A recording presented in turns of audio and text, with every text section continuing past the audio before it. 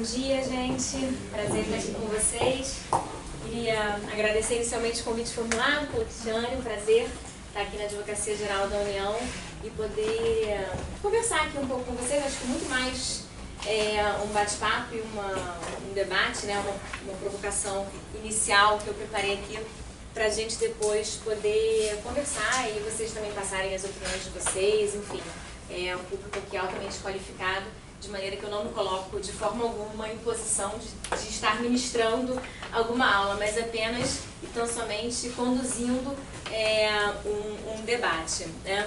E o tema que me foi proposto, ele diz respeito à interface das agências reguladoras com o Tribunal de Contas da União, né? Então, assim, o que eu pensei em fazer? No primeiro momento, apresentar para vocês algumas posições doutrinárias a respeito desse tema. Então, assim, uma visão mais teórica em termos de construção da doutrina sobre os limites e as possibilidades de intervenção do Tribunal de Contas da União. E aí, na verdade, dos tribunais de contas, né, do controle externo da administração financeira sobre a atuação das agências reguladoras. E depois eu peguei alguns casos específicos trabalhados pelo Tribunal de Contas da União, e aí eu peguei realmente a jurisprudência do TCU a respeito de agências reguladoras, e aí fiscalizações já realizadas pelo TCU envolvendo determinadas agências reguladoras. E trazendo aí o panorama de como o TCU tem se posicionado em relação aos limites e às balizas para que uma Corte de Contas possa realizar fiscalização, possa realizar avaliação de ações adotadas no âmbito de entes regulatórios. Então, a minha ideia foi mais ou menos essa, e aí depois a gente abre para uma conversa, abre aí para alguns questionamentos que vocês queiram colocar. Bom, agências reguladoras e tribunais de contas, o dissenso doutrinário que existe em relação à possibilidade de um Tribunal de Contas exercer controle sobre uma agência reguladora diz respeito e atinge as suas atividades finalísticas, né? Não existe a menor dúvida, quer dizer, há consenso doutrinário de que os tribunais de contas, eles, no que diz respeito às atividades de meio de uma agência reguladora, o controle deles é o controle contábil, patrimonial, operacional, financeiro, orçamentário, porque as agências reguladoras aqui no Brasil, elas ostentam a forma e elas foram criadas sob a forma de entidades autárquicas. Embora dotadas de um regime de autonomia reforçada, embora dotadas de um regime muito particular que lhes confere uma autonomia reforçada, o fato é que elas são autarquias, né? Autarquias sui generis, autarquias com autonomia reforçada, mas são entidades autárquicas e, portanto, entidades que integram a administração indireta do Estado. E se integrantes da administração indireta do Estado, elas são sim destinatárias do controle externo da administração financeira estatal, que é titularizado pelo Congresso Nacional em âmbito federal, que é titularizado pelo Poder Legislativo em âmbito federal pelo Congresso Nacional e realizado com o auxílio do Tribunal de Contas, em âmbito federal, Tribunal de Contas da União. Então, em relação às atividades de meio, em relação ao orçamento, gestão financeira, gestão patrimonial das agências reguladoras, as suas atividades de meio enquanto autarquias, isso não se questiona a respeito da possibilidade, sim, e da sua sindicabilidade por meio do Tribunal de Contas.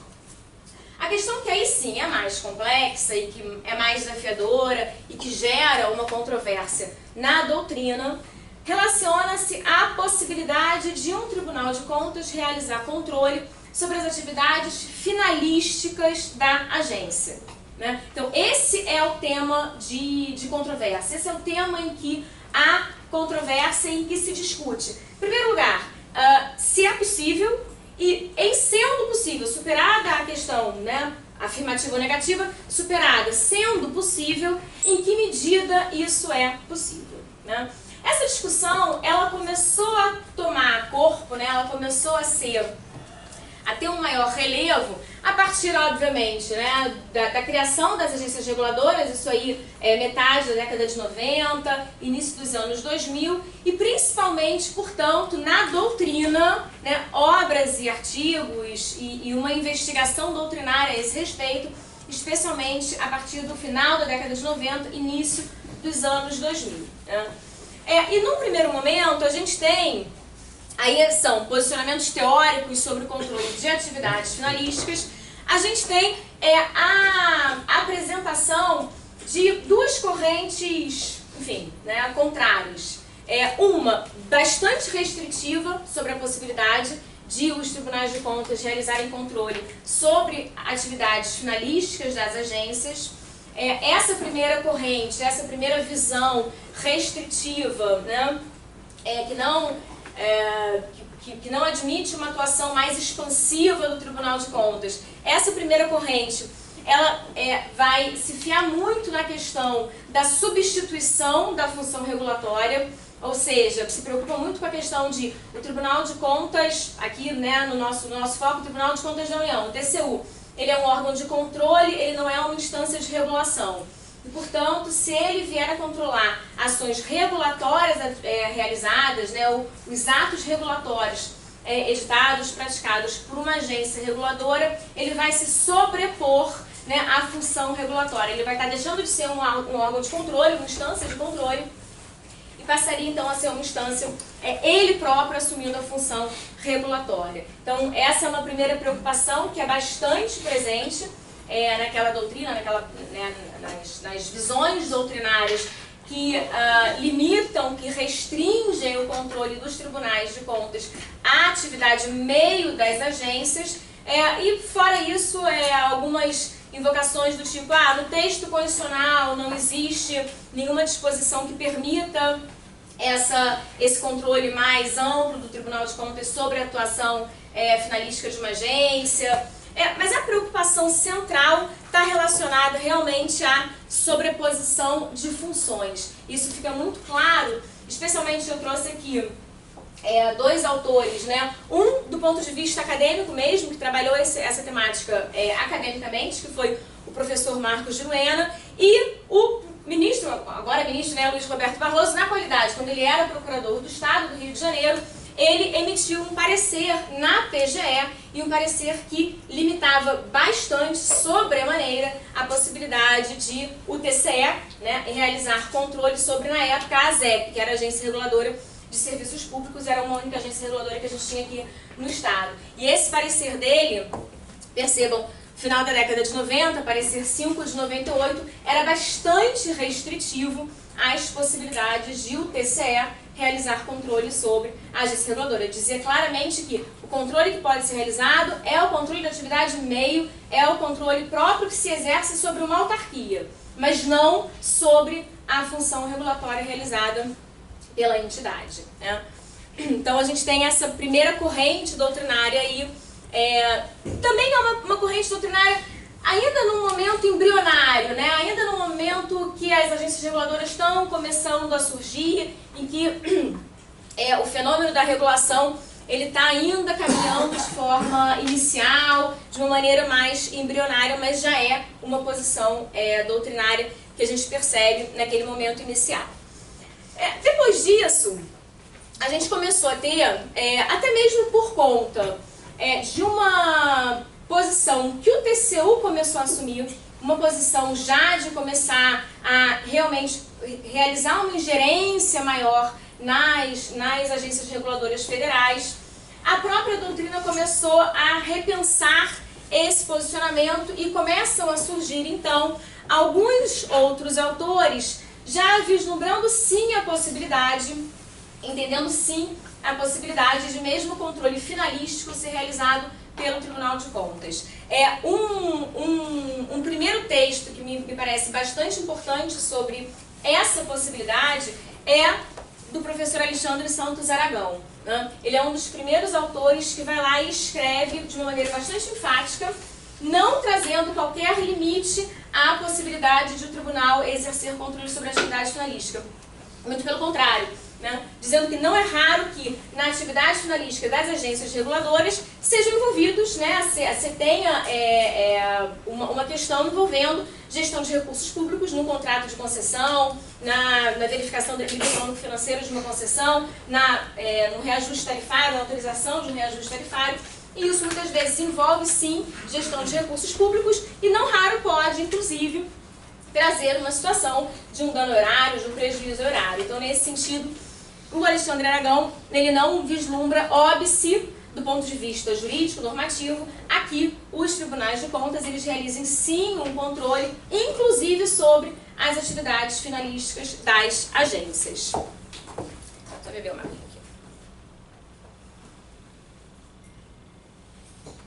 Nessa mesma época também a gente tem o ministro do TCU, Benjamin Zimler. Aí é óbvio, né, que talvez a neutralidade fique um pouco, a neutralidade acadêmica teórica fique um pouco, enfim, mitigada, porque ele é ministro do TCU, né, então talvez aí haja uma tendência no sentido de afirmação das atribuições e das competências da sua própria instituição, mas o fato que ele tem uma construção doutrinária ali do início dos anos 2000, importante também sobre controle finalístico das agências reguladoras.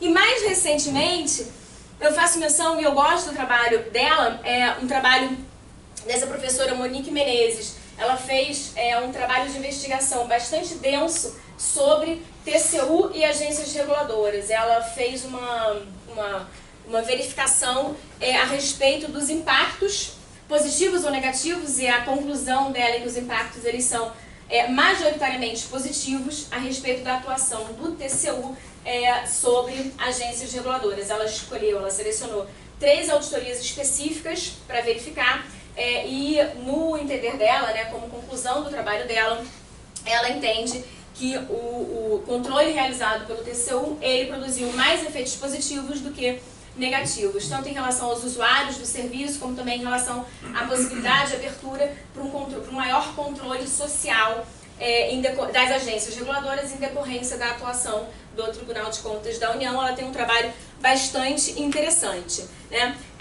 Alexandre Aragão, o ministro Benjamin Zimler, a própria Monique Menezes, eles vão defender a possibilidade de controle das atividades finalísticas.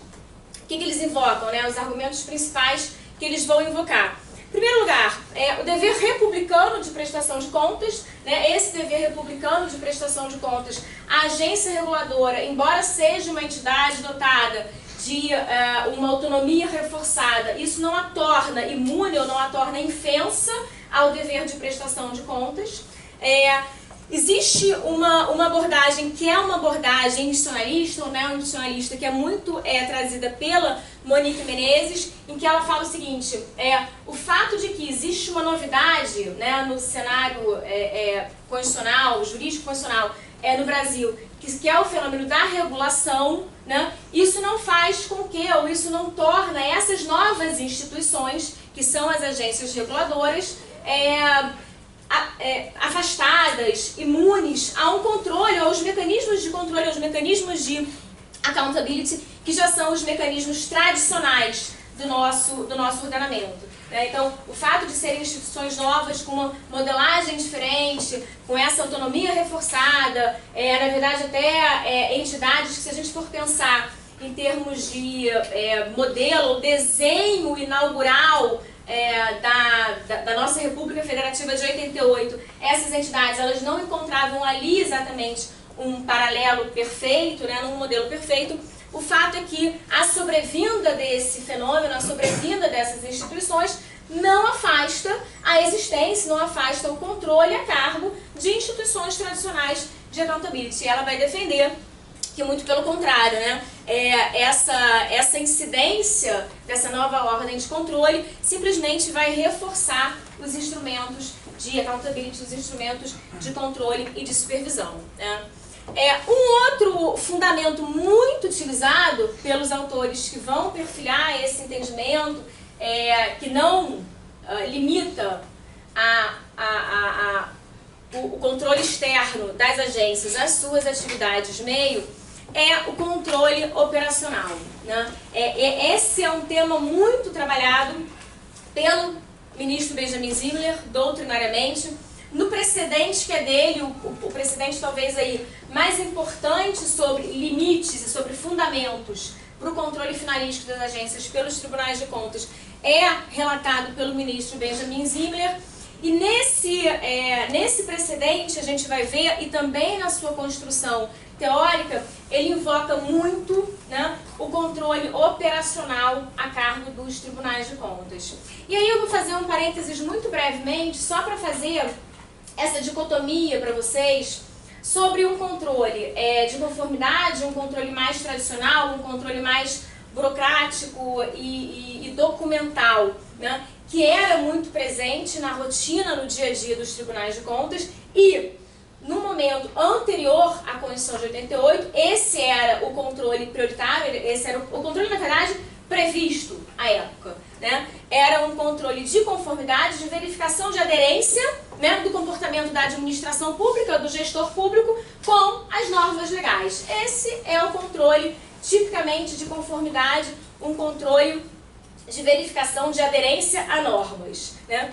E a Constituição de 88, ela no que diz respeito a competências, no que diz respeito e aí até de uma certa forma, a avanços, né, de possibilidades de atuação das Cortes de Contas, trouxe isso como uma novidade, né? A previsão de que o controle externo financeiro de um Tribunal de Contas incidente sobre a gestão administrativa é contábil, é orçamentário, é financeiro, é patrimonial e é operacional, né? Essa é uma dicção que está expressa na Constituição de 88 e que, de uma certa forma, imprime no ambiente do controle externo uma lógica diversa, uma lógica que vai além daquela de mera regularidade formal ou daquela de mera verificação de legalidade, né? Ela incorpora no âmbito das fiscalizações que são realizadas pelos tribunais de contas uma lógica voltada e muito marcada pela eficiência, pelos resultados, uma lógica de resultados. Então aqui, esse dever de controle operacional que se extrai, especialmente do 71.4 da Constituição de 88, é muito constantemente invocado pelos autores e também na jurisprudência do TCU como um fundamento importante para justificar, sim, a possibilidade de o TCU realizar controle também nas atividades finalísticas de uma agência e, portanto, um controle que incide sobre, eventualmente, atos regulatórios, atos em si de natureza regulatória, e não atos de administração meio. Ok, pessoal? Até aí? Vocês querem fazer algum comentário, alguma dúvida, alguma pontuação? Nada? Não? De uma certa forma, hoje, assim, o estado da arte hoje a respeito de tribunais de contas e interface com agências reguladoras, essa discussão, se é possível se realizar o controle de atividade finalística ou se não é possível a realização desse controle, esse debate, ele hoje tem um foco diverso, né? Porque o fato é que os tribunais de contas, eles se afirmaram como instâncias que realizam controle finalístico, sim, das agências reguladoras. Então, o que se discute hoje, aí talvez o maior desafio para a doutrina atualmente é tentar delimitar de uma forma, enfim, relativamente objetiva, ou mais proximamente objetiva possível, né, quais são em que momentos, quais são as balizas, quais são os standards para que um tribunal de contas possa controlar finalisticamente uma agência reguladora, né? A discussão, ela deixou de ser uma discussão sobre a possibilidade ou não, sobre a juridicidade ou não de uma atuação de um tribunal, né, sobre a atuação finalística, mas para limites desse exercício, né? Quais são os limites, quais são as possibilidades de exercício dessa atuação controladora sobre agências reguladoras. E aí, a esse respeito, eu queria indicar muito fortemente um trabalho que eu considero, assim, um dos mais, que eu considero uma referência sobre esse tema, que é um trabalho realizado pelo um artigo produzido pelo José Vicente Santos Mendonça, José Vicente Mendonça. Santos Mendonça. Cadê? Botei ali? José Vicente Santos de Mendonça. Ele é um procurador do Estado e ele foi provocado, na qualidade de procurador do Estado aqui do Rio de Janeiro, a emitir um parecer até revisitando esse aqui do Barroso, né, que era da década de 98, enfim, que foi produzido, né, num outro momento, num momento diverso do atual. E aí, mais recentemente, o José Vicente ele foi provocado no âmbito da PGE a se debruçar sobre esse tema. E como resultado do parecer que ele acabou produzindo para a PGE, ele fez um artigo, fez uma produção doutrinária muito importante, muito densa, e que eu recomendo fortemente a leitura, porque, a meu ver, é um dos melhores trabalhos que a gente tem hoje sobre agências reguladoras e tribunais de contas. E a proposta dele é exatamente essa. O que ele propõe é fixar balizas, fixar standards mínimos para orientar os tribunais de contas na realização desse controle incidente sobre a atuação regulatória desses entes. Então, esse trabalho dele me parece bastante relevante e significativo a respeito desse tema, né? E, enfim, e quando a gente trabalha com esses limites, né, com essa tentativa de estabelecimento de algumas diretrizes para o exercício dessa competência controladora, né, o princípio geral que normalmente é invocado quando se trata de atuação tipicamente regulatória, atuação pautada em discricionariedade técnica pela agência reguladora, a exortação geral de autocontenção das instâncias de controle, né? A exortação que a gente mais vai encontrar aí é de autocontenção, é de uma postura autocontida, deferente às escolhas técnicas realizadas pelo ente regulador. Exatamente como uma forma de buscar evitar que a instância controladora, que a instância, né, que a Corte de Contas, que o Tribunal de Contas, ele se substitua ao ente regulador e, portanto, ele, Tribunal de Contas, a função regulatória primária, né? E a ideia é exatamente que o órgão de controle não exerça ele a função regulatória primária, né? Então, o princípio geral aplicável nessas hipóteses, no que diz respeito a decisões regulatórias ou atos regulatórios pautados, especialmente aí que está a maior discussão, né, em discricionariedade técnica,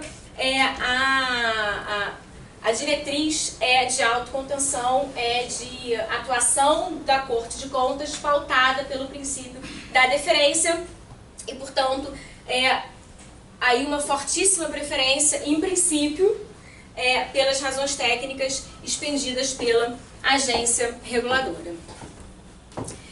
Esse é o panorama, enfim, doutrinário. Assim, eu trouxe aqui para vocês aquelas visões doutrinárias que me parecem mais importantes, mais relevantes e representativas dessa discussão.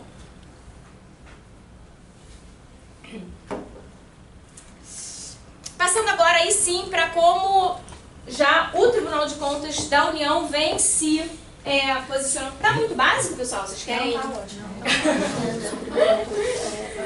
Vocês não querem fazer nenhuma pergunta, nada? Nenhuma colocação? Não? Bom, passando agora especificamente para como o TCU vem se comportando, né, em relação às agências reguladoras.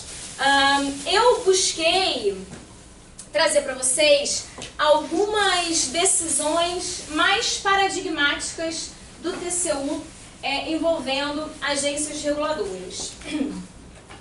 E aí a primeira delas, que eu considero assim, um divisor de águas na atuação do TCU, é esse acórdão de 2004, né? Esse acórdão 1703 de 2004. Não é a primeira decisão do TCU envolvendo agências reguladoras, né? Mas por que eu considero esse um divisor de águas? Porque é nesse momento que o Tribunal de Contas, que o TCU, ele faz efetivamente uma reflexão sobre como ele vinha, inclusive, atuando em relação às agências reguladoras. Ele faz até uma avaliação, de uma certa forma, crítica sobre como ele vinha, até então, exercendo o controle das ações finalísticas das agências reguladoras. E aqui busca-se estabelecer critérios e balizas para essa atuação. Né? Então percebam que aqui a gente está falando de uma fiscalização, de um controle do TCU incidente sobre regulação, né, sobre a atividade finalística mesmo da agência reguladora, porque percebam, essa decisão do TCU ela foi adotada numa auditoria que o TCU instaurou, tendo por objeto adequação de tarifas de pedágio aqui na rodovia Rio-Petrópolis, acompanhamento do contrato de concessão e avaliação do equilíbrio econômico-financeiro do contrato de concessão. Então aqui a gente está falando de regulação na sua essência, né? A gente está falando de controle sobre a atuação regulatória efetivamente aqui nesse contrato de concessão. E no primeiro momento o TCU ele vai justificar, porque claro, né, essa decisão inicialmente, as determinações e as recomendações traçadas pelo TCU num primeiro momento na auditoria, elas são questionadas pela agência reguladora. Né? E aí quando a agência reguladora, isso é absolutamente lugar comum nesses acordos que eu estou mencionando para vocês. Você tem uma decisão do TCU que expede uma recomendação, que expede uma determinação, e isso é questionado pela agência reguladora. E é questionado pela agência reguladora normalmente invocando-se o quê? Não, o TCU não pode controlar a minha atuação finalística. O TCU está se substituindo a minha agência reguladora que tem, por lei, né, a competência legal para exercer a regulação. Então, num primeiro momento, o TCU ele vai nessa decisão assentar a sua competência, sim, para exercer controle da atuação finalística, da atividade finalística. E aí, assim, os fundamentos não divergem muito daqueles que a doutrina apresenta e que eu já mencionei aqui para vocês, né? Primeiro fundamento, a matriz condicional do controle externo, o fato de que, além do exame de legalidade, o artigo 71 da Constituição da República outorga aos tribunais de contas a verificação da eficiência, da economicidade da atuação, né, das entidades da administração pública, das entidades que, na verdade, por qualquer fundamento, gerenciem, apliquem, administrem recursos públicos. E, além disso, é muito reforçada a questão das auditorias operacionais. Né? Esse é um fundamento constantemente invocado para justificar a competência do TCU para o controle finalístico. Aí, fora esse daqui, que é um argumento de índole, aí sim, né, normativo, existem outros argumentos que são tratados. Né? Então, por exemplo, o ministro relator, que é o Benjamin Zimler, ele traz ali aquilo que para mim é uma intuição, não existe nenhuma evidência empírica em relação a isso, mas enfim, aquilo que no acordo é trazido, eu acho que intuitivamente, ele diz que os pareceres técnicos do TCU, eles vão evitar judicialização de questões, enfim, essa eu acho que é uma intuição dele, porque não existe nenhuma evidência empírica nesse sentido. Mas ele diz isso, que os pareceres técnicos do TCU, eles contribuiriam, eles potencialmente contribuem para esclarecer questões controvertidas relativas à regulação e, com isso, minimiza-se o risco de essas questões, que são muito complexas e que dependem de uma especialização muito forte, delas serem judicializadas e acabarem indo para um canal em que a perfeita compreensão dessas questões é até talvez mais dificultado, né? Assim, não há menção a nenhum estudo empírico nesse sentido. Essa é uma ideia que ele traz, né? Menciona-se muito fortemente o controle de eficiência, o fato de que o TCU tem como um vetor, né, que a Constituição de 88 traz como um vetor do controle externo o controle de eficiência. Faz também uma pontuação sobre a abertura que o Tribunal de Contas da União, ao exercer esse controle sobre as agências, traria para o controle social. a partir do momento em que estaria divulgando essas, enfim, a atuação da agência reguladora, estaria publicizando aquilo, estaria discutindo, detalhando a atuação das agências reguladoras. Isso facilitaria o controle social. Então, esses são basicamente fundamentos utilizados para assentar, para reforçar a competência do TCU para o controle finalístico, né? E aí, superado esse esforço de argumentação, o acórdão ele passa a delimitar em que medida o TCU, ou quais são as cautelas, né, que o TCU deve observar ao realizar esse controle. E aí aqui tem um ponto que depois vai ser reproduzido em todos os demais acórdãos a respeito, em toda a jurisprudência do TCU a respeito de controle finalístico de agências reguladoras, que é a fiscalização de segunda ordem, né? Esse é um ponto muito batido pelo TCU a respeito dos limites da sua competência sobre a ação finalística das agências, né? Nesse acórdão, assenta-se que a fiscalização do tribunal deve ser uma fiscalização de segunda ordem. O que significa isso? O Tribunal de Contas da União, ele não deve pretender exercer a função regulatória de maneira primária, né? Então, a função regulatória de maneira primária é da agência reguladora. E o Tribunal de Contas da União exerce uma fiscalização que é de segunda ordem. Na verdade, é uma fiscalização que busca averiguar, que busca verificar se a agência reguladora está efetivamente exercendo o seu papel de estabilização, o seu papel de mediação do jogo regulatório, dos interesses em jogo no segmento regulado. Então, a função regulatória primária é exercida pela agência reguladora e isso, diz lá o TCU, tem que ser respeitado pelo órgão de controle externo. O que o órgão de controle externo tem que se preocupar, né? E aí a auditoria, os trabalhos de fiscalização do Tribunal de Contas, eles vão se concentrar, ou pelo menos, em princípio, eles deveriam se concentrar sobre o quê?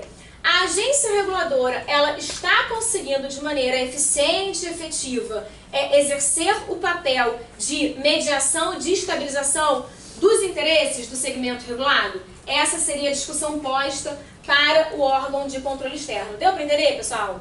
Sim? Então, é um controle de segunda ordem.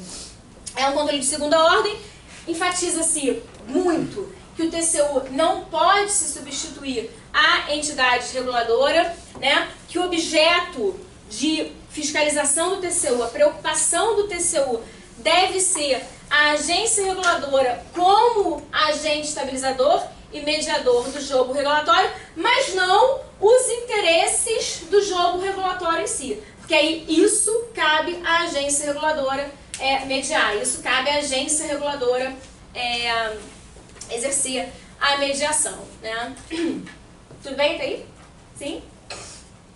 Além disso, o TCU, ele trabalha nesse acórdão que, a meu ver, é paradigmático. Ele já ali traz, né, ele reflete ali a preocupação com o que eles chamam no acórdão, né, de incerteza jurisdicional, mas eles manifestam uma preocupação com um cenário de insegurança e de incerteza jurídica que, eventualmente, entidades sobrepostas de controle podem gerar e, com isso, podem agravar aí o grau de atratividade do país. Então, essa é uma preocupação que não passa ao largo do Tribunal de Contas da União. Eles manifestam essa preocupação enfatizando, inclusive para enfatizar, que o controle tem que ser de segunda ordem e que deve ser respeitado a função primária regulatória da agência, né? E aí eles trabalham com esse argumento, que é um argumento voltado realmente para uma discussão de custo do controle e de como isso impacta a atratividade do país, né? O TCU, nesse acórdão, enfatiza também que os tribunais de contas, eles não vão se substituir ao órgão, ao ente regulador, mas podem sim ser um ator com poder de veto. Podem sim ser um veto player em relação, eventualmente, a uma discricionariedade excessiva do ente regulador. Então, o Tribunal de Contas da União, ele não vai poder, e isso é muito trabalhado no acórdão, ele não vai poder formular proposições regulatórias, mas ele pode vetar proposições regulatórias. Ele pode vetar, eventualmente, atos regulatórios diante de uma excessiva discricionariedade do regulador. Então, aqui é a posição do TCU como um ator com poder de veto, como um veto player, né? E, finalmente, nessa discussão sobre o Tribunal de Contas da União diante, então, de uma divergência quanto a uma ação regulatória adotada pela agência, será que o tribunal vai poder exarar decisões de cunho coercitivo, determinando efetivamente alguma alteração, alguma revisão no posicionamento da agência? Ou será que o Tribunal de Contas ele deve se limitar a expedir recomendações, né? Não podendo exarar determinações e, portanto, determinações coercitivas a serem cumpridas pela agência reguladora. O TCU ele vai fazer uma diferença que mais pra frente eu acho que no acórdão é melhor trabalhado, mas aqui eles de uma certa forma já sinalizam que em relação à atuação vinculada da agência reguladora, o TCU vai poder expedir determinações e que quanto à discricionariedade, no que diz respeito à atuação da agência reguladora pautada em discricionariedade, o tribunal ele não poderia expedir determinações, mas apenas recomendações para que a agência avaliasse, ponderasse um ponto de vista trazido pelo órgão de controle, né? Então aqui, né, tem uma parte nesse acórdão que o TCU vai trabalhar sobre a possibilidade de se expedirem determinações ou recomendações no âmbito da auditoria, ok? Tudo bem? E aí, em princípio, eles vão dizer, vão falar, se a atuação é vinculada, pode expedir determinação, porque daí é controle de legalidade. Se a atuação é pautada em discricionariedade, o tribunal ele deve apenas, ele só poderá expedir recomendações.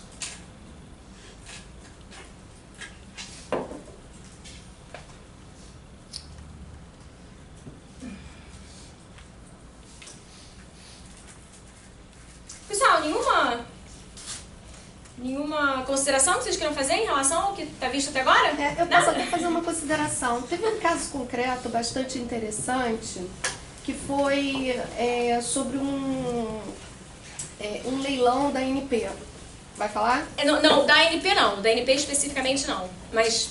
Não, pois é. Vou falar sobre a atuação em leilões, né? Porque isso é muito representação. Na véspera do leilão, na véspera, todos os investidores já imersos no hotel, né? Todos já com seus lances estudados, eis que o TCU resolve retirar um dos blocos do leilão. Quer dizer, faz um controle prévio e diretamente efetuado assim sobre a atividade finalística, que é a questão técnica de incluir ou não determinados blocos num determinado formato, né, tipo de licitação. E aí? Tem alguns problemas em relação a isso. Assim, em primeiro lugar, do ponto de vista competências constitucionais dos tribunais de contas, você falou assim, faz um controle prévio, tá? Né? Foi controle, provavelmente deve ter sido alguma representação, imagino eu, deve ter sido alguma representação levada ao conhecimento do TCU em relação ao leilão.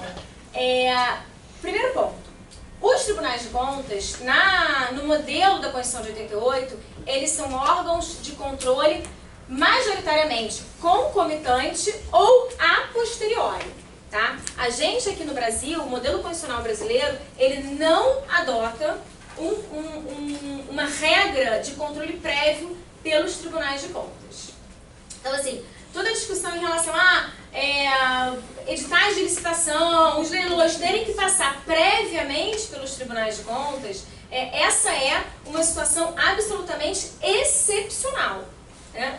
Até existe sim a possibilidade de um tribunal exigir para uma análise prévia um edital ou realizar esse controle concomitantemente à licitação, mas essa não ou pelo menos no modelo da Constituição de 88, no desenho da Constituição de 88, essa não é a regra geral, que é muito diferente de outros modelos de direito comparado, porque existem instituições de accountability que, no direito comparado, elas são pensadas sim também para exercer um controle prévio juntamente do concomitante e do a posteriori. Aqui no Brasil, na Constituição de 88, o controle prévio ele é absolutamente excepcional. Não teve uma resolução há uns anos atrás, trazendo, acho que, se não me engano, era 45 do Tribunal de Contas do Estado do Rio, que tinha esse controle prévio? Tinha. Na verdade, a gente tinha, aqui no TCE, a gente tinha uma deliberação que exigia que todas as concorrências, a partir de uma determinada alçada, fossem encaminhadas previamente ao tribunal, mas isso chegou ao Supremo Tribunal Federal e o Supremo Tribunal Federal entendeu que havia ali uma inconstitucionalidade, que isso exorbitava as competências do tribunal e que, na verdade, o que um Tribunal de Contas pode fazer num caso concreto, de maneira motivada, solicitar para exame o edital de licitação, que é com base na própria Lei 8666, né? A 8666 ela tem um dispositivo, ela é o 113, parágrafo 2º, eu acho, que traz essa autorização, né? Que o tribunal ele solicite para exame com antecedência, com uma determinada antecedência, o edital. Mas isso não pode ser generalizado, isso não pode ser a regra geral, porque senão seria uma intromissão na administração, enfim, aí você tem toda uma discussão de separação de poderes, né, e de intromissão, né, na administração. Mas por isso que eu estou imaginando que provavelmente, por conta de alguma provocação externa, o TCU deve ter se debruçado sobre esse leilão, que foi, na verdade, o que aconteceu em outros leilões também. Então, primeiro ponto, nessas situações, eu acho que é mais incidente ainda o princípio geral de autocontenção e o princípio geral de deferência. Né? Então, assim, somente pelo menos é o que eu doutrinariamente sustento, e na minha atividade profissional eu também busco me pautar por essa concepção. No controle prévio, as razões que devem justificar a ingerência do órgão de controle, elas devem ser razões que demandam do órgão de controle um nível de argumentação, um esforço argumentativo muito maior do que, por exemplo, se ele estivesse vendo uma determinada situação, uma determinada atuação regulatória da agência em auditoria. Porque a auditoria é o campo próprio de atuação dos tribunais de contas, mas não essa análise prévia. Então, assim, essa é uma primeira, talvez, aí, crítica que você poderia conduzir. Não estou falando do caso concreto, tá? Pelo amor de Deus. Mas, assim, talvez fosse aí uma primeira ponderação que a gente poderia fazer em relação à atuação do TCU, porque realmente... E fora que essa ideia de deferência, ela deve levar em consideração também todo o contexto de segurança e de o mínimo de certeza jurídica que se pode esperar numa negociação dessa, em uma atuação dessa natureza. Então, assim, você tem aí tanto a questão de ter sido um controle prévio, como também o fato de que é uma ingerência que, enfim, nesse caso daí, saiu um pouco da linha de deferência, saiu um pouco da linha de autocontenção. Por que você chama de controle concomitante? Controle concomitante durante a execução. Né? Durante a execução. Durante a execução. Não é durante, por exemplo, a realização, não é durante a execução. Durante a execução. Então, você poderia ter, por exemplo, isso, exatamente. Você pode ter, eventualmente, uma auditoria de acompanhamento durante a execução de um contrato. Tá? E o controle a posteriori, que aí é já depois da despesa pública realizada, né? Porque normalmente a gente trabalha nos tribunais com o momento da realização da despesa pública, né? Então, entendi. É nesse sentido. Tá? Bom, pessoal, mais alguma? Só fazer um complemento. Não sei se não tenho certeza se encaixa exatamente ao caso, mas em âmbito federal existem as leis de desestatização. E essas leis estabelecem períodos que os órgãos devem enviar os estudos e projetos para o TCU, antes mesmo da data do leilão. Pois é, mas assim, traz um controle prévio. Essa é uma hipótese de controle prévio. Então talvez tenha sido algum posicionamento do TCU a respeito desse estudo que tenha sido enviado previamente, que pode que gerou essa determinação, pode ser. Pode ser. Mas assim, essa é uma situação que não deve ser a regra de atuação de um Tribunal de Contas. O TCU, ele tem essa tendência mais expansiva efetivamente. Essa é uma tendência do Tribunal de Contas da União. Então assim, por exemplo, quando você exige o encaminhamento... E eu acho isso tão complicado para um órgão de controle, porque assim, eu particularmente tenho bastante dificuldade em colocar um órgão de controle em qualquer posição que o torne quase que um coautor de alguma decisão administrativa.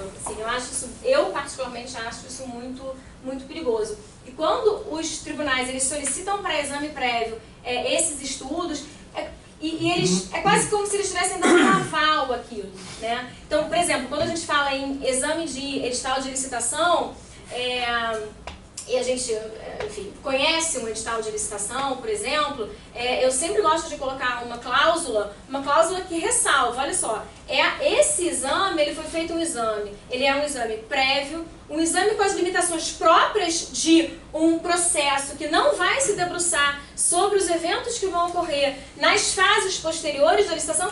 Isso aqui não é um salvo-conduto como se aquela licitação ali estivesse perfeita, linda, maravilhosa. Não. É um exame absolutamente limitado. Então, assim, aí é uma posição muito minha, né? Eu particularmente tenho uma ressalva bastante grande com essa atuação prévia dos tribunais de contas. Não acho que seja regra prevista na Constituição de 88, acho que é a exceção, e ela tem que ser muito ponderada, muito estudada, para que o tribunal ele não acabe sendo quase que um coautor da decisão administrativa. E isso, para mim, é bastante perigoso. Esse exemplo que eu dei foi bastante emblemático porque na véspera da licitação, né, na noite anterior, as empresas tiveram que fazer reuniões para se reposicionarem. Quer dizer, de manhã cedo estava todo mundo assim, né, virado à noite, em reuniões para reposicionar os lances, né? Não, e é um impacto que, enfim, eventualmente o ministro lá no seu gabinete pode ser que ele não tenha essa, né? Ele não consiga nem antecipar, ele não consiga nem antever qual é o impacto que essa decisão dele pode ter ali para aquela situação, né? Houve até blocos. Aplica a lei de introdução para ele, né? Antes de decidir, ele faz o estudo de impacto da decisão dele. Né? Que é muito na linha dela, né? Só acrescentando para um pouco o debate, o TCU ao longo dos últimos 15 anos tem feito, a título de estudo e a título de análise da atividade sancionadora das agências reguladoras federais, uma espécie de controle da efetividade da aplicação das multas, né, das agências reguladoras. E assim, dentre a quantidade de recomendações e quantidade desses processos, né, que já se desdobraram em algumas dezenas deles, né, chega-se ao ponto de questionar. Tem alguns achados, né, que são realmente bons, né, em que você fixa o percentual de efetividade da atuação sancionadora da agência, né, o índice de recuperação, né, desses valores em que as multas foram fixadas, depois, né, acredito que seja para um estudo ou para alguma proposição logo em seguida, porque eu não consigo vislumbrar qual é, né, o efeito prático que o TCU teria, né, em relação à agência. Qual é a proposição que ela vai fazer a partir desse estudo? Olha, você só arrecadou 1% da multa aplicada. O que você faria? Talvez aí recomendar um incremento de mecanismos de controle, de acompanhamento, de fiscalização no âmbito da própria agência. Aí você entra justamente no que hoje, né, o normativo está trazendo, porque já é feito nas agências, em grande parte delas, que é o estudo de impacto regulatório. Né? E não raro, dentro desses estudos, começa-se a questionar as agências. Olha, por que você aplicou essa multa? Por que você aplicou nesse e não naquele? Né? E aí, no fim das contas, você acaba sindicando, né, a atividade administrativa sancionadora toda de novo, a esse pretexto de evitar a demanda judicial, e aí você acaba criando um contencioso administrativo na barra da agência, justamente para ficar só fazendo essas respostas às demandas do TCU. Né? E aí, o que, assim, no fim das contas, a gente se questiona, depois de 15 anos, né, qual foi a proposição do TCU, né, que trouxe para enriquecer e o que trouxe para que essas autarquias fizessem, né, o objetivo de aprimorassem efetivamente a sua... que aí entra no normativo. O que eu posso te falar, assim, não tenho um estudo empírico sobre a efetividade da atuação do TCU no controle das agências reguladoras. Realmente, assim, eu nunca fiz esse estudo, não posso...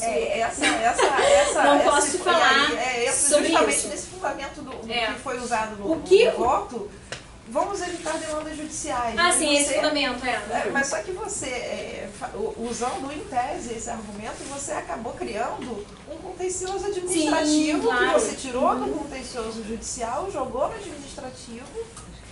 E assim, no fim das contas, quem reclamava da aplicação da sanção da agência reguladora não deixou de entrar no judicial.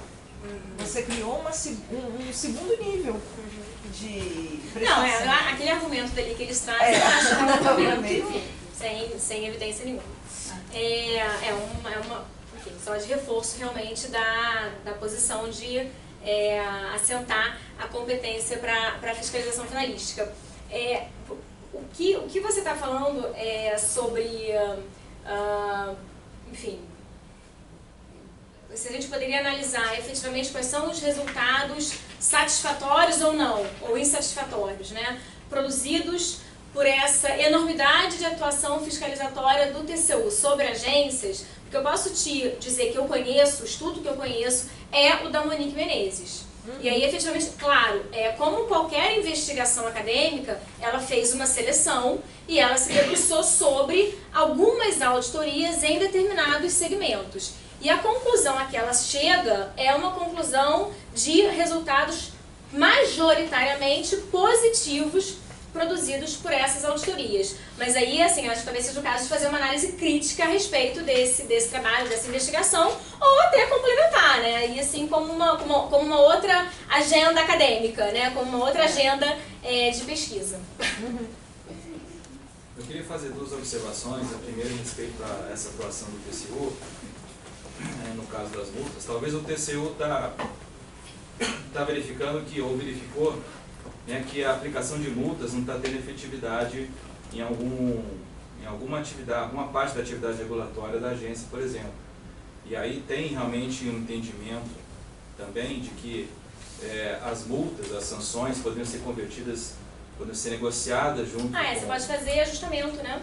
Ou então converter sanções em investimento por parte da concessionária. Então, talvez o TCU tentou entrar nessa parte de melhorar a efetividade na aplicação das multas que as agências reguladoras estão fazendo com as concessionárias e que não está tendo efetividade. Talvez até como uma forma de promover os acordos substitutivos de sanção, né? De repente, assim, verificando que a aplicação da multa talvez não esteja revertendo efetivamente, não esteja atingindo a finalidade que ela se propõe preconizar uma maior utilização dos acordos substitutivos, pode ser uma ideia. Entra na justiça, aquela coisa toda, né? Mas assim, tudo isso vai ficar, de qualquer forma, essas apreciações do TCU, elas ficam em sede de recomendação, elas ficam sempre destituídas de caráter coercitivo, mas numa linha de contribuir para o aperfeiçoamento das atividades da agência e não ali como um adversário da agência que vai ficar... A minha pergunta é sobre... Confesso que eu não estou conseguindo ler até o final, porque Aham. está bem longe. Esse tópico ainda vai ser abordado. Se for, a minha pergunta pode ficar para depois. Mas se não for, é o seguinte, sobre a questão do recente, não sei se esse assunto chegou ao conhecimento dos TCEs, enforcement do TCU com fundamento em legislação própria de agências. Explico. Fazer um enforcement, por exemplo, de lei das sociedades anônimas. E essa questão, para além da questão do bis in idem e de dois órgãos governamentais estarem atuando com base no mesmo dispositivo legal. Assim, Com o fundamento que está fazendo o controle de legalidade entrando completamente na atividade privativa por lei de uma agência. Então, esse problema, que é um problema sério que a gente tem no controle público no Brasil, né? Eu chamo que eu coloquei isso lá no final, mas eu chamo de accountability overload, tá? Esse é um problema sério que tem que ser enfrentado no controle público no Brasil. Por quê? A gente tem uma multiplicidade de agências de controle. E todas elas, várias delas, inclusive, com assento constitucional, várias delas, agências de extração constitucional, que exercem competência sobre uma mesma matéria. Então, assim, de fato, a 13.303, por exemplo, né, o enforcement da 13.303 vai ser visto por inúmeras instâncias de controle, que vão realizar ali a interpretação daqueles dispositivos e que vão buscar, sim, a aplicação e a execução daquela lei. Então, o que a gente tem aqui de problema que eu vislumbro, que é um problema sério, um problema que precisa ser objeto de uma reflexão profunda, é isso aqui. A gente vive por conta do modelo de controle público previsto constitucionalmente, a gente tem impasses de sobreposição de agências, impasses de superposição de agências, que acabam gerando, né, eventualmente, decisões contraditórias, que dificultam a atratividade para investimentos no país. Então você tem assim uma série de efeitos adversos provocados por essa enormidade, por essa multiplicidade de órgãos de instâncias de controle, todas elas com competência constitucional legal para exercer, né, as suas atribuições sobre o mesmo campo de ação. Eu não vejo muito isso assim como sendo como o TCU estando exorbitando das suas competências. Não acho que ele esteja quando ele faz isso, né? Mas é claro que, como instância de controle, esse fator não pode ser negligenciado. Deu para entender? Sim? Minha questão até a questão da... Eu, colocando do lado contrário, do jurisdicionado, vou à justiça e falar que tem duas pessoas atuando sobre uma base na mesma Mas lei, isso tem demais, assim. Você a vai inúmeras... idem. Mas isso tem Vai mesmo. acontecer o prejuízo para o Estado, prejuízo para o poder público, sem dúvida nenhuma. Sim. E até que ponto técnicos do TCU, que são especializadíssimos em prestações de contas, poderiam adentrar em questões extremamente intricadas de direito regulatório bem específico, de uma forma razoável. Pois aí por isso que aí a gente volta lá para a diretriz que eu considero importante, né? O TCU, a regra geral é que ele deve ter uma postura de deferência para com as razões técnicas expendidas pela agência reguladora, que é quem detém a competência legal para exercer primariamente a atuação regulatória. Agora, isso vai afastar de todo a competência do TCU? Me parece que não. Então, a questão é a gente encontrar aí um meio termo, um equilíbrio, que não é fácil, é um desafio, né? Assim, se fosse fácil seria tranquilo. Mas é isso aqui, eu acho que o que você trouxe é esse fenômeno. Acaba afastando, esvaziando um pouco até a finalidade que é o próprio controle em si. Né? Todo mundo punindo, todo mundo discutindo essas coisas, nunca vai ter uma efetividade. Eu acho que esses impasses, eles foram muito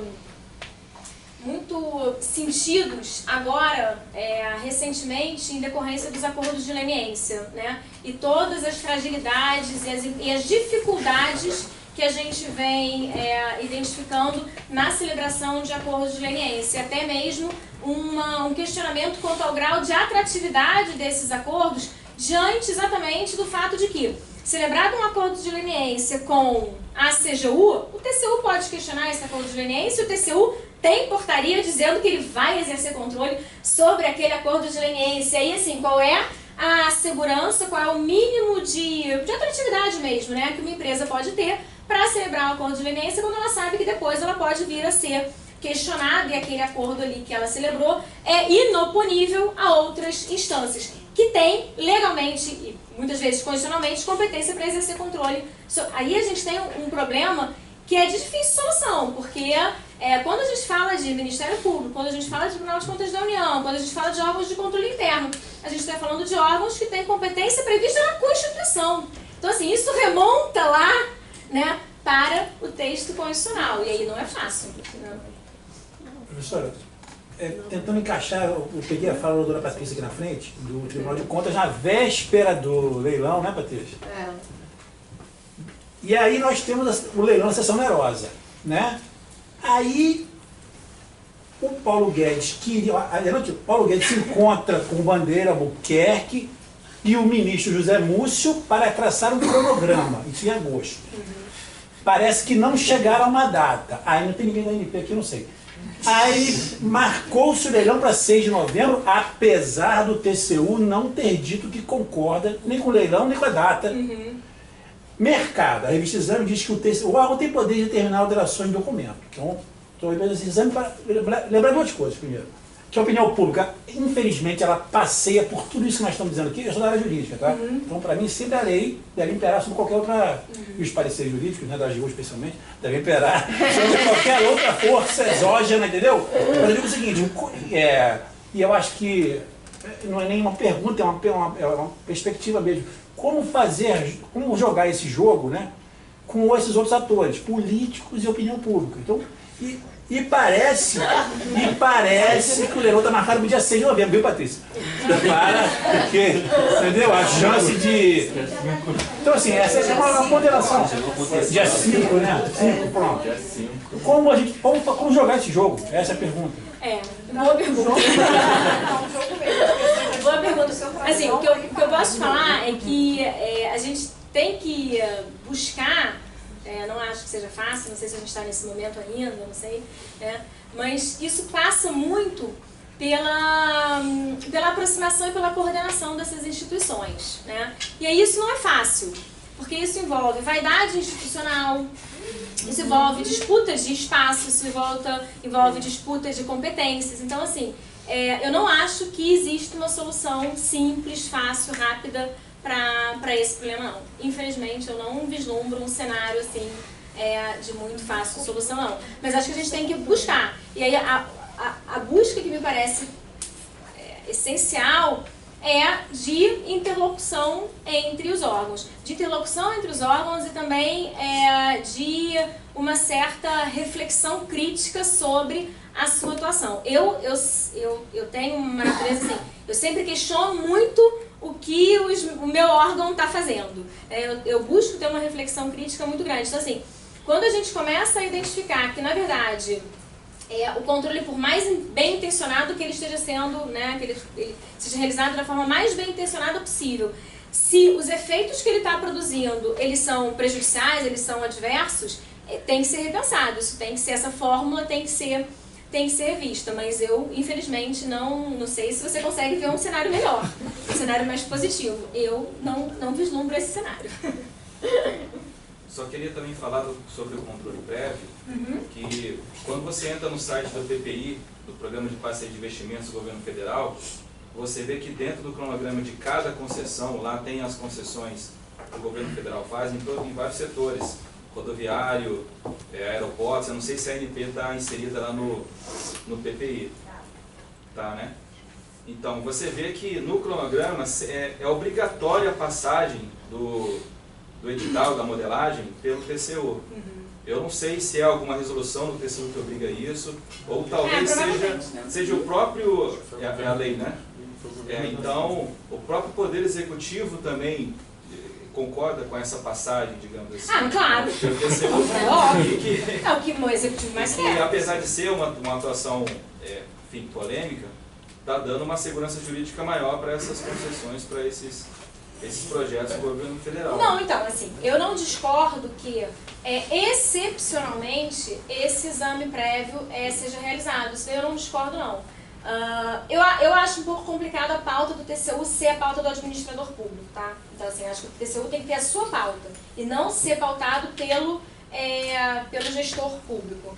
Isso me incomoda um pouco. Então, assim, óbvio que é uma zona de conforto enorme para o administrador ele lançar um edital quando ele já tem lá as suas regras editalícias previamente aprovadas pelo órgão de controle. Claro, isso é uma zona de conforto enorme para o administrador.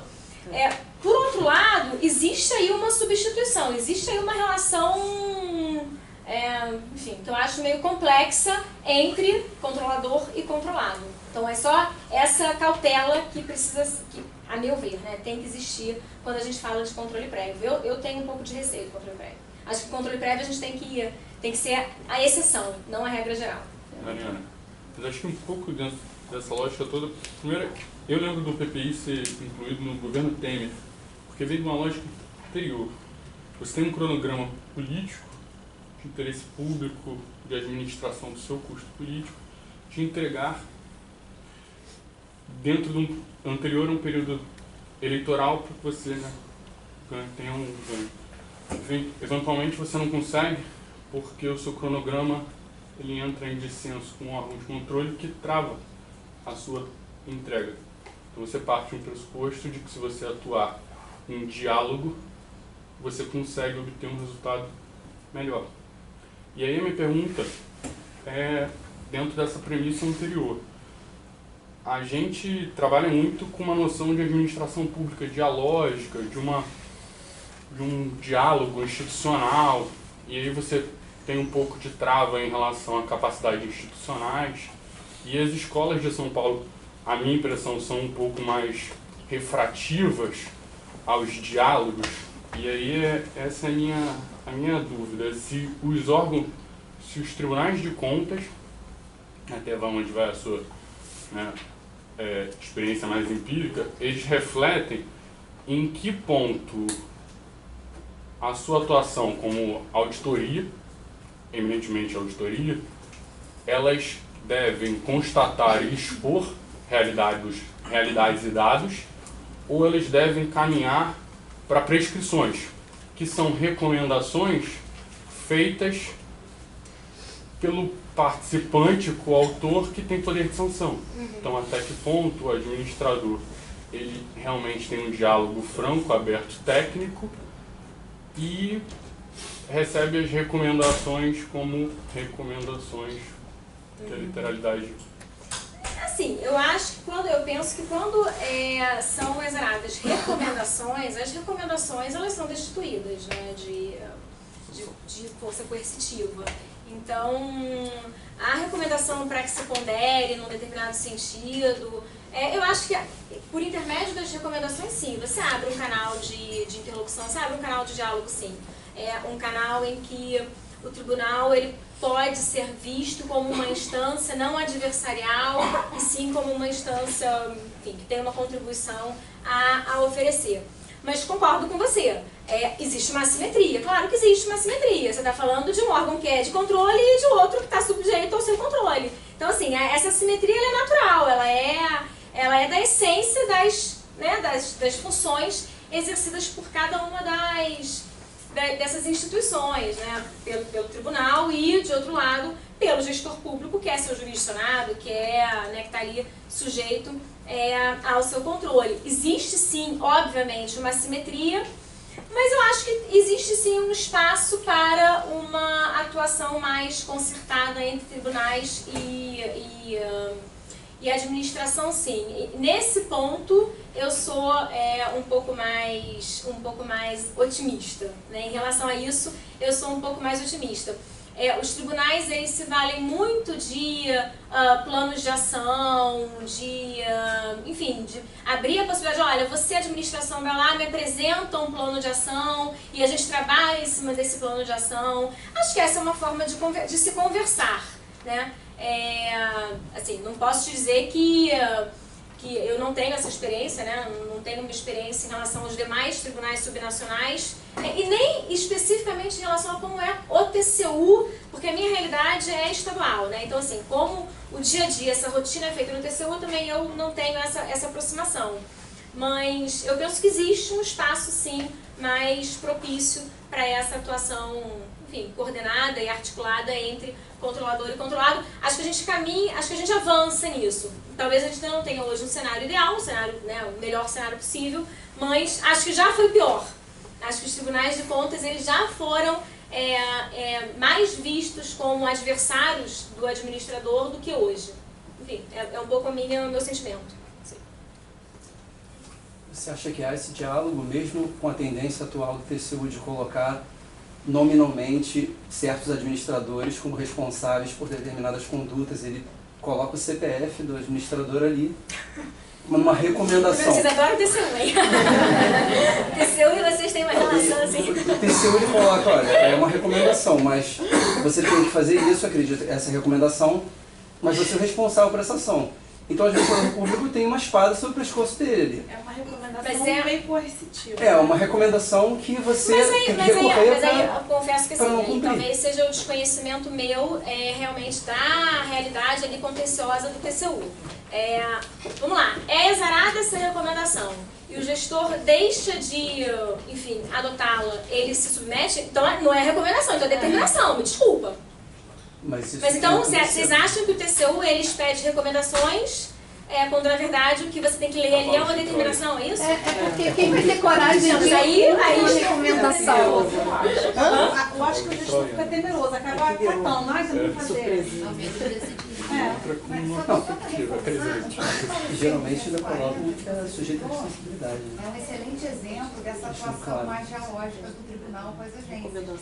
Porque o parecer 240, na parte de governança... Não, da governança, eu ia chegar lá. Eu acho que essa auditoria de governança, ela é uma auditoria que, essencialmente, ela é construtiva, a meu ver. A gente não chegou a ver essa auditoria.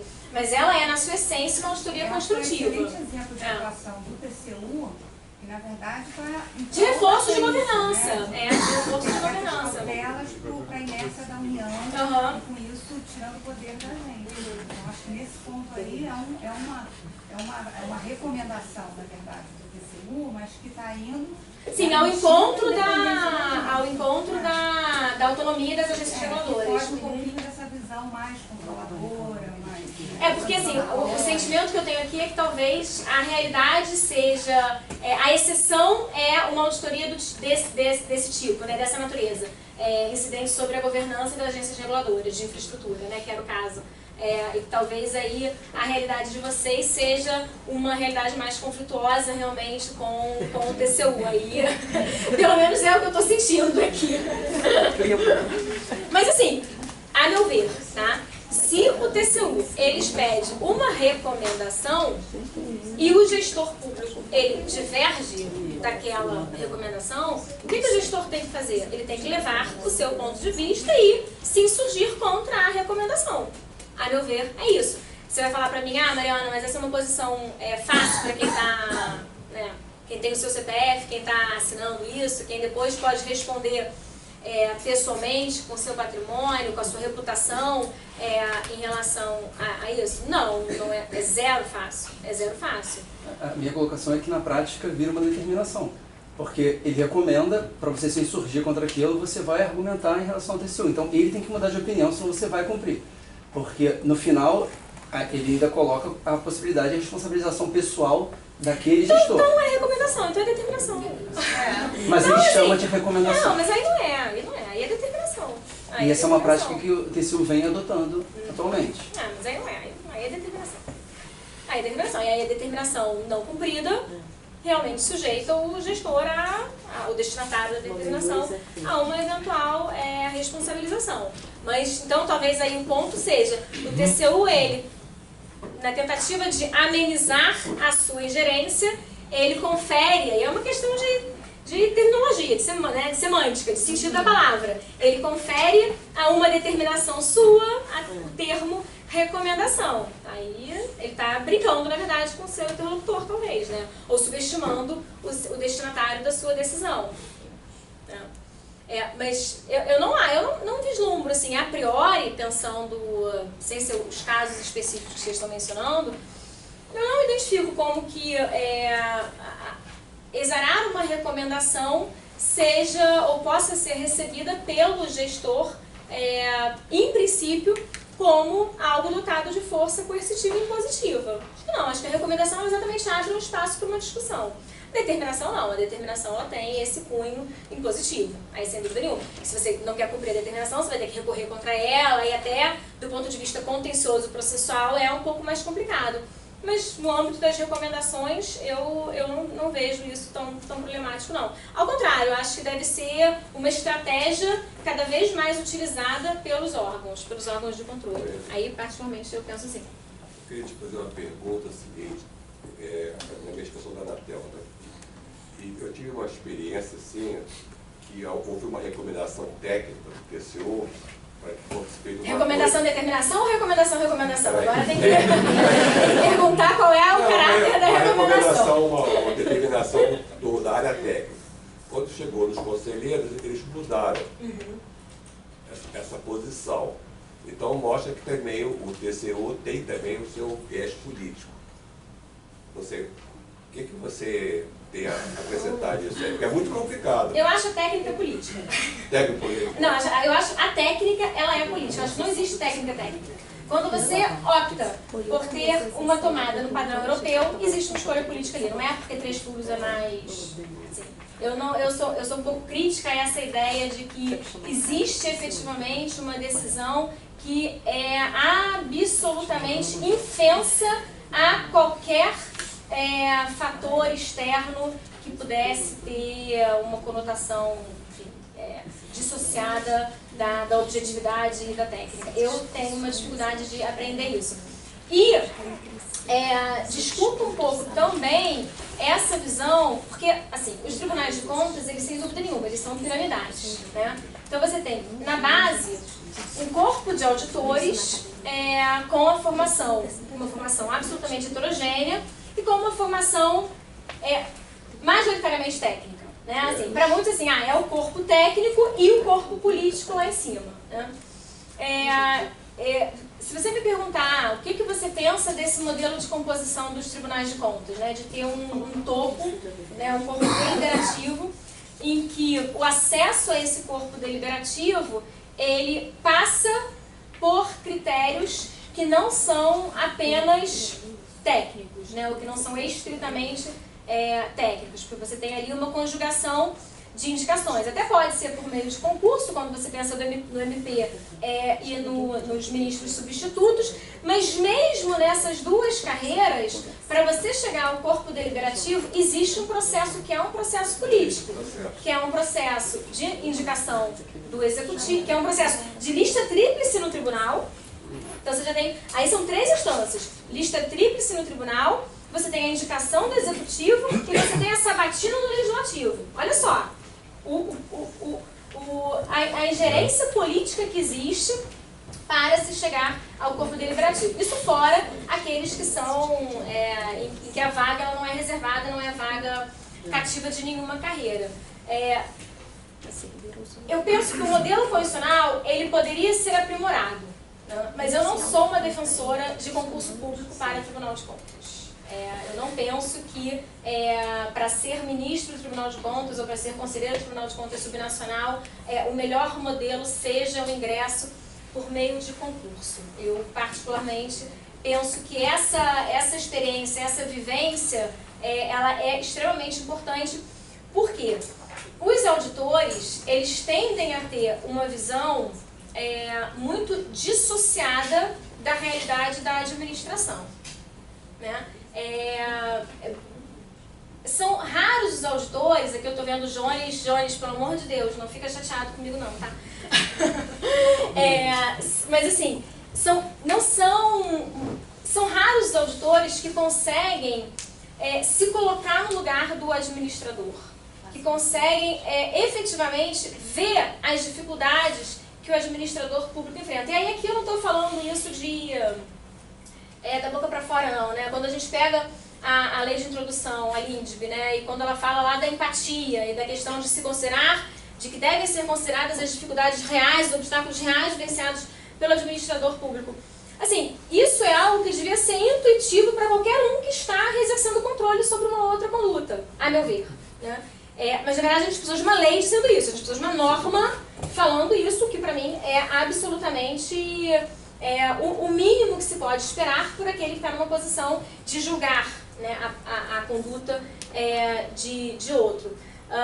E aí, pura e simplesmente o concurso público talvez não consiga possibilitar que essa experiência ela seja avaliada, né? Então, assim, eu até imagino que você, eventualmente, aumentar um pouco o número de vagas reservadas. Então, vamos pensar no TCU, são 9 ministros do TCU, desses 9, 6 ficaram com poder legislativo, né?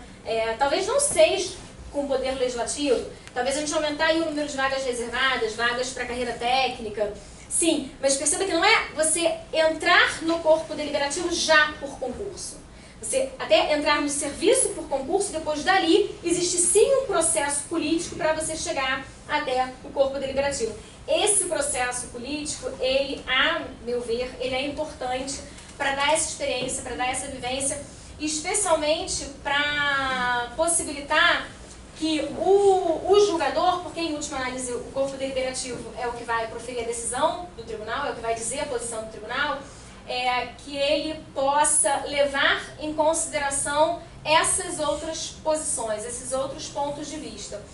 E o auditor que está lá, que vem da carreira e que ingressou no concurso e que não passa por um processo político nessa seleção, talvez ele não tenha essa vivência, não tenha essa visão tão ampla. Claro, eu tenho como te afirmar isso empiricamente? Não. Isso é pura e simplesmente uma intuição minha, assim, da minha experiência, do que eu vejo. Eu acho que tem pessoal de concurso público que tem essa intuição política. É porque, eu estou falando que eu sou de uma agência que tinha pessoal antes. Eles eram altamente, né, pressionados para tomar determinadas decisões. Quando você é da carreira, tá? Não estou dizendo, eu entendi a sua posição, você também fica numa situação seguinte, eu não vou tomar essa atitude porque isso não condiz com, né, com as boas práticas de trabalho. E eu sinto muito isso no caso do pessoal que é indicação política. Se você não fizer aquilo que aquela pessoa indicou, né, ele muda a opinião, não é que ele não acha, né? Existe uma diferença de uma política pura, bonitinha, e aquela política não republicana. Não republicana. Mas eu estou falando da política republicana, que eu acho importante. Não, eu sei, mas essa política republicana, que muitas vezes ela é demonizada, a política como um todo é demonizada, a gente acaba esquecendo que existe um viés político que é importante, que hoje em dia ele está negligenciado. Então, assim, acho que recuperar um pouco essa boa política, essa política com P maiúsculo, uma política com intenção republicana é importante. Bom, pessoal, ainda bem que vocês falaram um pouco, né? Pelo menos ficou mais... Deixa eu voltar lá então, só porque, até como a Alexandra falou, essa auditoria, o primeiro caso que eu trouxe para vocês foi a auditoria,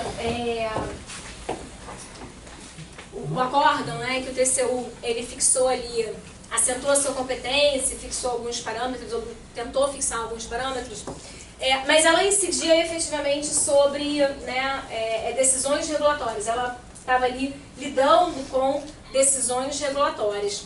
Essa outra auditoria realizada pelo TCU, aí ela já tem um outro enfoque. E a meu ver, é um campo bastante interessante de atuação dos tribunais em relação às agências reguladoras. Esse acórdão do TCU 240, ele retrata, né, ele foi adotado no âmbito de uma auditoria operacional. Uma auditoria operacional que foi instaurada até por solicitação do Congresso Nacional, de uma das casas do Congresso Nacional, agora não me lembro qual delas, em que se solicitou uma avaliação do TCU a respeito da governança de agências reguladoras de infraestrutura, de determinadas agências reguladoras de infraestrutura. Então aqui, essa auditoria, ela foi destituída de qualquer proposição efetivamente de cunho regulatório, ou incidente sobre, que versasse sobre, que se debruçasse sobre uma decisão regulatória da agência ali auditada. O que o TCU queria ver? Qual foi o objetivo, né, do TCU ao realizar essa auditoria? Ver, na verdade, a aptidão das agências reguladoras para exercerem a regulação de um determinado segmento. Portanto, para que elas pudessem atuar como estabilizadores e como mediadores do jogo regulatório. O escopo central dos trabalhos da auditoria se voltaram para a verificação das condições em que os processos decisórios são adotados nas agências, e aí ali o foco era a busca pela transparência, né, buscar identificar em que medida o processo decisório das agências estava sendo realizado de maneira transparente e livre de ingerências, e além disso, em que medida também as agências auditadas estavam se valendo da estratégia organizacional para orientar a gestão e alavancar o atendimento de políticas públicas. O resultado da auditoria evidenciou uma série de achados relacionados a falhas, deficiências na governança dessas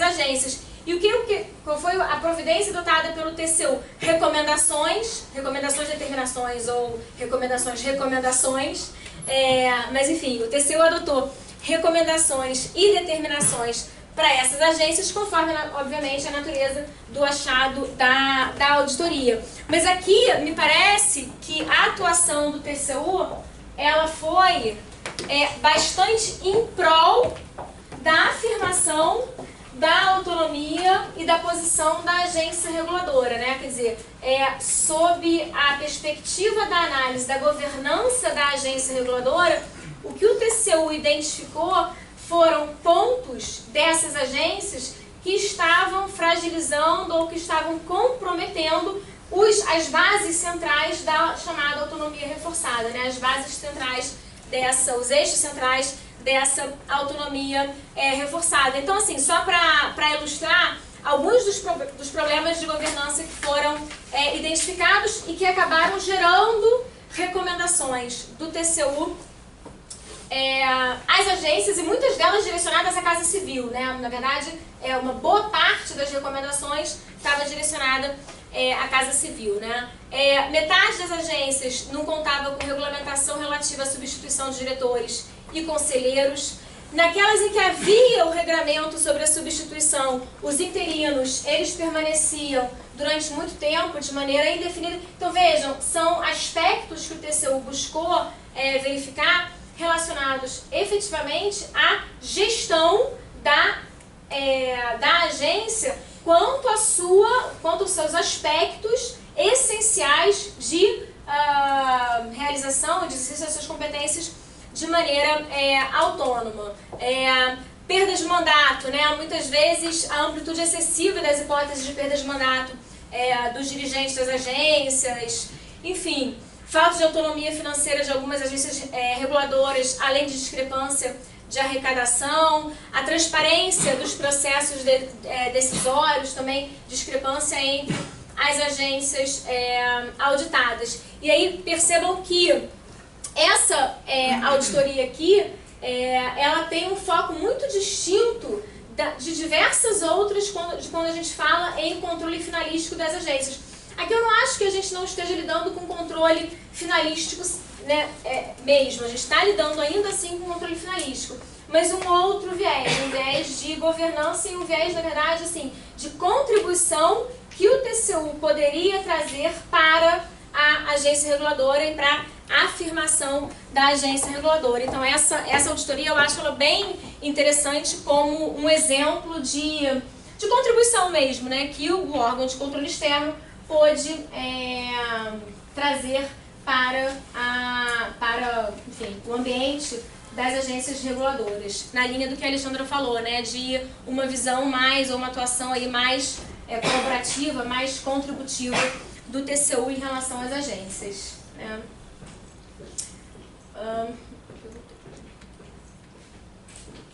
Aqui um outro precedente também do TCU, de 2016, eu fui fazendo isso em ordem cronológica, né? Aqui leilão em concessão de serviço de energia elétrica, sempre reafirmando esse controle de segunda ordem e também o entendimento de que o fato de as agências reguladoras serem dotadas dessa autonomia reforçada, isso não as torna imunes ou não as tornam infensas ao controle dos tribunais. E esse outro aqui, não, são outros dois, né? Esse aqui de 2019 tem um embate bem significativo entre o TCU e a NTT. A NTT ela vem muito fortemente nesse processo, argumentando uma usurpação de competência do TCU em relação à metodologia. O TCU ele adota uma determinação para revisão de metodologia e hipótese de reajuste de tarifa de pedágio, e a NTT ela questiona muito fortemente e acusa o TCU de estar usurpando a sua competência regulatória, né? Nesse embate, o TCU ele não revê a sua posição, ao contrário, ele reafirma a sua jurisprudência, ele aprofunda a sua jurisprudência, sempre dizendo que não é cabível o controle de segunda ordem, mas aqui realizando o controle de primeira ordem. Quer dizer que o controle dele deve ser de segunda ordem, mas aqui realizando um controle que é de primeira ordem. E o que o tribunal ele fala, né?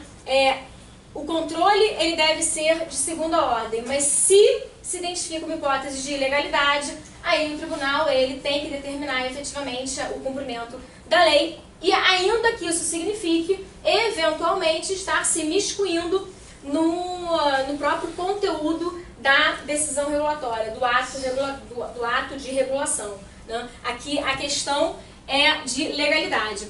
Quando a gente vai aprofundar um pouco essa decisão do TCU, a gente vê que a discussão de legalidade ali, ela tem um contorno muito mais amplo do que pura e simplesmente uma verificação de compatibilidade da decisão da agência reguladora com um normativo, né? Ela é uma legalidade ali muito mais ampla, muito mais expansiva do que... em geral, a gente poderia enfim, imaginar que o TCU fosse adotar em se tratando de controle de segunda ordem, né? Mas, enfim, aqui o que você tem, na verdade, ao longo do texto, uma visão expansiva do que é ilegalidade na decisão da agência reguladora. Então, o problema ali desse acórdão daqui é o que é essa ilegalidade na decisão da agência reguladora. Deu para entender, gente? Deu? Será que isso teria a ver também com o fato da NTT ela exercer funções de poder concedente? Né? Porque é uma agência que não se limita simplesmente a regular mercado, né? Ela faz, às vezes, do poder concedente mesmo nessa questão das rodovias. Então, por isso, o TCU se arvora num controle mais, digamos assim, mas esse daqui você acha que é o único caso que isso acontece? Eu não sei, né? Talvez a Anatel também, que poder concedente, talvez das outras que sejam mais... Eu não acho que esse daqui seja um caso tão isolado. Você acha que isso não é um distingue? Não, assim, não acho. Não acho, né? Não acho. Tá. Não acho. O controle de legalidade é mais confortável de você entrar, né? Sim, claro. Mas o problema é você identificar se aquilo dali é pura e simplesmente um controle de legalidade. Mas eu acho que é a discussão que se põe nesse caso daqui. Será que efetivamente o que a gente estava lidando ali era pura e simplesmente uma ilegalidade da decisão da agência reguladora? Até falando Eles trabalham de uma forma bem expansiva. Mas falando pelo TCU mesmo, ele vai se sentir sempre, tem legalidade, vamos embora, deixa eu discutir. É mais confortável entrar ali naquela seara. Você pode dizer um exemplo daquele omissão de cumprimento de norma, assim, aquele ali, ou omissão, vou dar um exemplo assim que eu não consigo... Omissão regulatória. Por exemplo, se o caso parece. Imagina um pedido de revisão e que a agência não decide. Uma omissão na regulatória, uma omissão na regulação. Né? Formulação de um pedido, né? E aí também esse último, que aí é bem mais recente,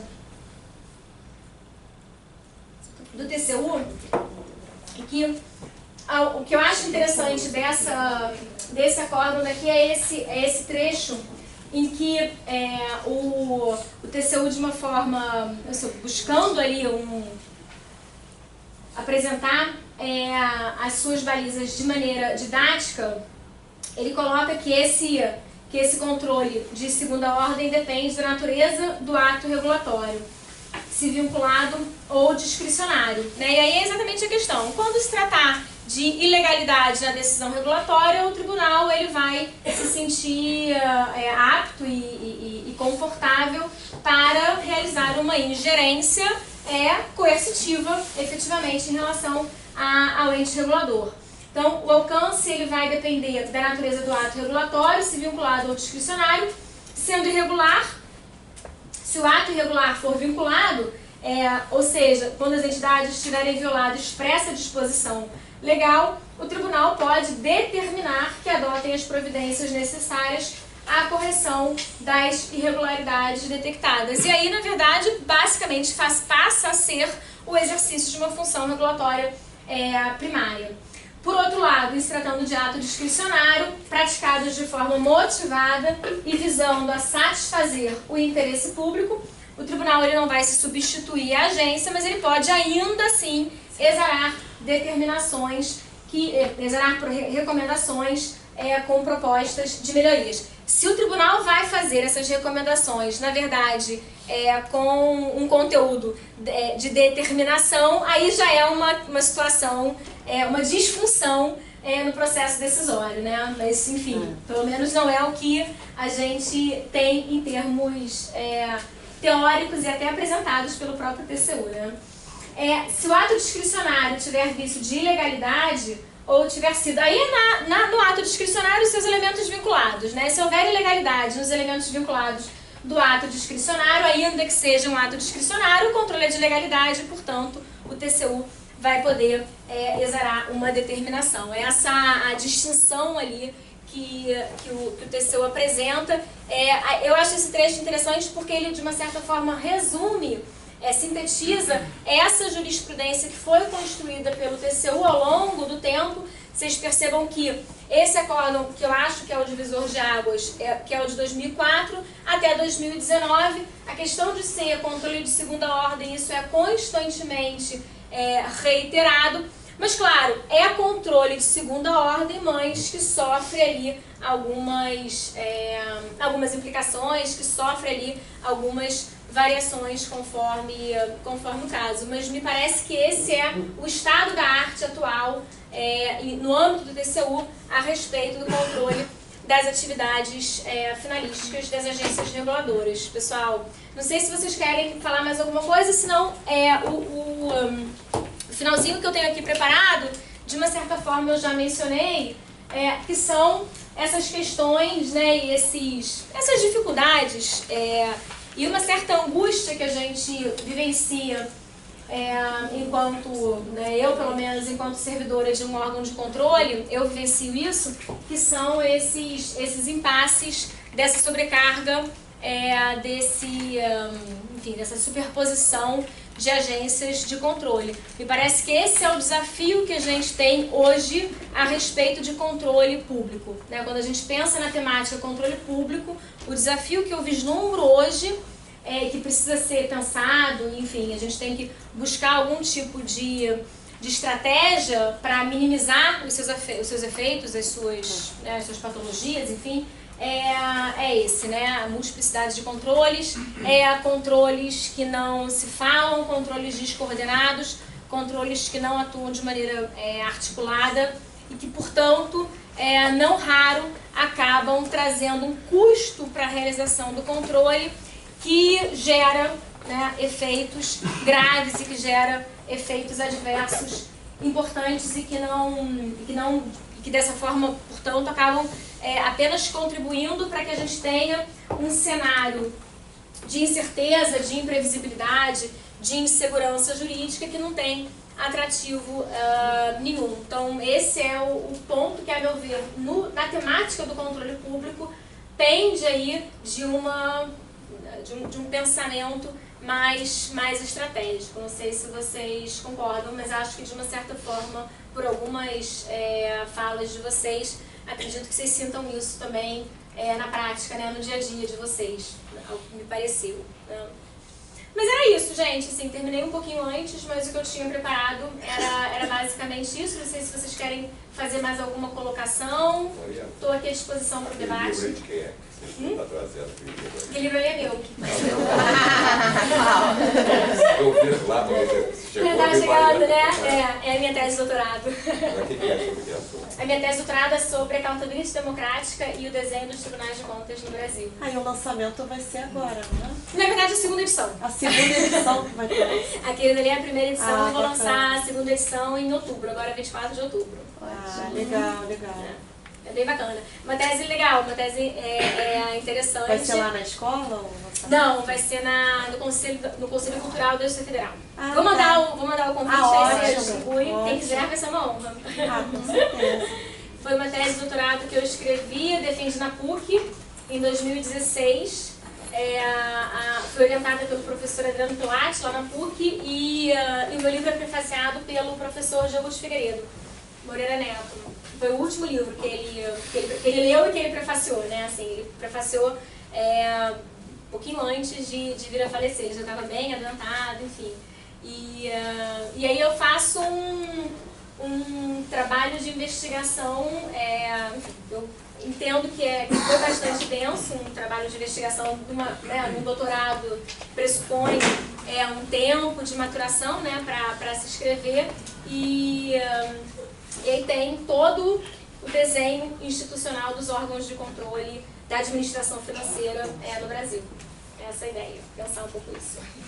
E fazer uma reflexão crítica, né, porque assim, isso eu gosto de falar.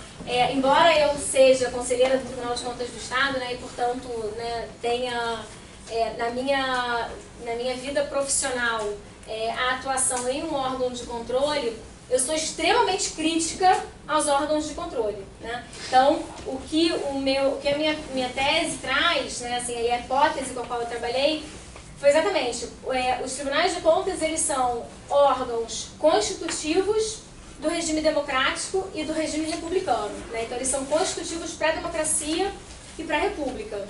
Mas existem disfunções estruturais nos tribunais de contas no Brasil que acabam comprometendo a sua credibilidade e a sua integridade. E é exatamente essas disfunções estruturais que eu trabalho na minha tese, né? Então, assim, é uma visão bem crítica, bem Assim, não é zero suspeita, assim, levando em consideração o meu histórico de trabalhar no Tribunal de Contas, ela é zero suspeita, eu busquei uma neutralidade realmente de pesquisa, né? Enfim. Mas era isso, gente. Olha, muitíssimo obrigada. Espero que vocês tenham aproveitado em alguma medida aqui esse debate. Estou à disposição se vocês quiserem algum outro, enfim, alguma outra dúvida, algum outro comentário, alguma outra reflexão, quiserem compartilhar mais alguma coisa.